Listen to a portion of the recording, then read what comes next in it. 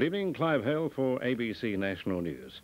New laws covering corruption, phone tapping and homosexuality all were foreshadowed by the Premier, Mr Wran, today on his return from his overseas holiday. At Sydney Airport, Mr Wran spoke of his hopes for a more adventurous New South Wales Parliament. Steve Cookson was there.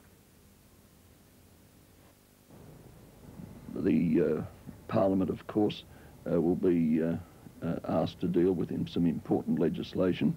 The Judicial Commission of Public Complaints, Listening Devices Act. There'll also be a bill presented to the Parliament to set up an authority to manage and deal with Darling Harbour, which will form a very important feature of the bicentennial celebrations in Sydney.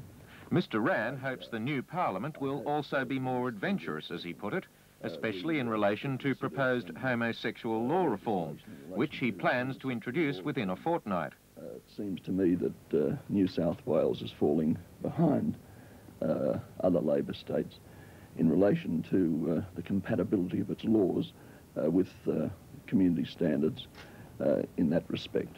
And I propose to see that some legislation's introduced. Would you also see concomitant with that legislation relating to the legalisation of prostitution then? No, I wouldn't at this stage.